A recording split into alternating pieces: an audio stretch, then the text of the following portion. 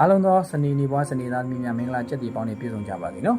အဲ့တော့1389ခုနှစ်အတွက်ဒါစနေနေ့ဘွားစနေသားသမီးတို့ရဲ့တစ်နှစ်တာရေပုံရကန်ဇာတာ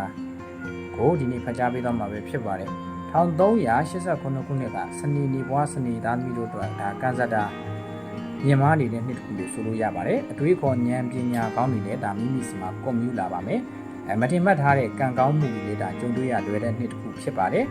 အိမ်ပြင်တာအိမ်ဆောက်တာအိမ်ပြောင်းတာစတဲ့ကောင်းမွန်တဲ့အပြောင်းအလဲတွေဒါကြုံတွေ့ရပါလိမ့်မယ်။လုပ်ငန်းနဲ့ငွေကြေးစီးပွားကိစ္စတွေမှာတော့ဒါစန့်ကျင်ဘက်တစ်ဖွဲ့ကြုံရတတ်ပြီးတော့တခုခုဆိုအစပြိုးရနည်းနည်းခတ်တတ်တဲ့အကံလေး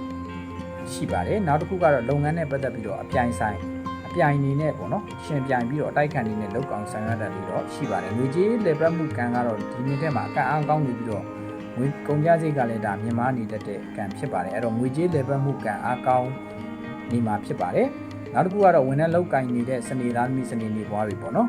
အဲ့တော့လုပ်ငန်းနဲ့ပတ်သက်ပြီးတော့ဒါဝန်ထမ်းသမားတွေကိုတိုးတက်မှုကြုံရမယ်ယာတူးလစာဖွံ့ဖြိုးတိုးတက်မှုတွေနဲ့အတူမိမိတို့ရဲ့ကိုယ်ပိုင်အစွမ်းစာကိုလုပ်ငန်းခွင်အတွင်းမှာအပြည့်အဝသုံးချနိုင်မဲ့ကာလလို့ပြောလို့ရတယ်လို့လူမျိုးပွဲလူမျိုးကြားနဲ့ပတ်သက်ပြီးတော့လည်းကောင်းကျိုးပေးမဲ့နေ့တစ်ခုဖြစ်ပါတယ်ရစ်တာကြီးမှာတော့ဒါကံအားနေတတ်တဲ့အချိန်ကိုဆိုလို့ရပါတယ်မိမိကိုပေးတော့ကိုပြန်မရတာ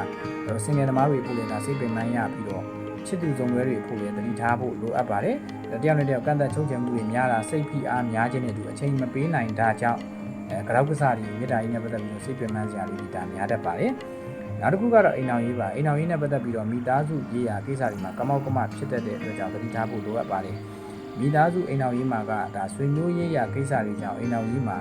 အပူတော့ကများတတ်တဲ့နေ့တစ်ခုဖြစ်ပါတယ်အဲ့တော့ကျမ်းမာရေးပိုင်းမှာတော့ကြီးကြီးမားမားအညံ့တော့မရှိပါဘူးတိုးတော်ညာလည်းပဲအသက်ရှူလမ်းကြောင်းဆိုင်ရာအဆုတ်အားနေတာမျိုးတွေဒါသတိပြုရပါမယ်ဓာတ်ခိုက်စာကအချင်းဖြစ်တဲ့အတွက်ကြောင့်ဒါအချင်းကိုလျှော့ပြီးတော့စားပေးဖို့လိုအပ်ပါတယ်အဲ့တော့ရဝေးနိုင်ငံရခြားနဲ့ပတ်သက်ပြီးတော့ဒါစနေနေဘွားတွေကကံအားအနည်းဆုံးလို့ဆိုရမှာဖြစ်ပါတယ်ခရီးစဉ်ပြည့်ရင်းလွယ်တာအဲ့တော့တစ်ချိန်မကစူးစမ်းမှုပြုပြီးတော့အရာမထင်တာမျိုးတွေဒါများတတ်တဲ့နေ့တစ်ခုဖြစ်လို့ရဝေးနိုင်ငံရခြားခရီးနဲ့ပတ်သက်တဲ့ကံမှာတော့အရန်ကြီး focus ထားလို့မကောင်းတဲ့နေ့တစ်ခုဆိုရမှာဖြစ်ပါတယ်အဲ့တော့စနေနေဘွားစနေသားမိတွေအတွက်တစ်နှစ်တာလုံးကန်ဆာတာတိုးတက်မြင့်မားပြီးတော့ဒါအကျန်းစီတွေအောင်မြင်ဖို့အတွက်ဆိုလို့ရှိရင်စနေနေ့မနက်9:00နာရီနဲ့10:00နာရီခွဲအတွင်းမှာမိမိအိမ်ဖျားကျောင်းဆောင်မှာပဲဖြစ်စေဖျားစီတစုရဲ့ဒီစနေတောက်မှာပဲဖြစ်စေပေါ့နော်အဲ့တော့ဘရောက်ဆက်နဲ့ညောဖျောင်းနိုင်အဝါဖျောင်းနိုင်အဝါအမွှေးတိုင်းဖျောင်းနိုင်အဝါရောင်12တိုင်းအမွှေးတိုင်း12တိုင်းထုံးကြီးပူဇော်လူတန်းပြီးတော့ဆူတောင်းပေးမယ်ဆိုရင်တော့ဒါတစ်နှစ်တာလုံးကန်ဆာတာတိုးတက်မြင့်မားမှုကိုကြုံတွေ့ရမှာပဲဖြစ်ပါတယ်အဲ့တော့ဒါကတော့စနေနေ့ဘွားစနေသားမျိုးတို့ရဲ့1389ခုနှစ်အတွက်ရေပုံရကန်ဆာတာဟောကိန်းနဲ့ရတရားအစီအမံဖြစ်ပါတယ်အားလုံးသောစနေနေ့ဘွားစနေသားမျိုးများနှစ်သက်မှာပျော်ရွှင်ချမ်းမြေ့ပြီးတော့စီးပွားဥစ္စာဒီလာတိုးတက်ကြပါစေလို့ဆုတောင်းမေတ္တာပို့သပေးလိုက်ပါတယ်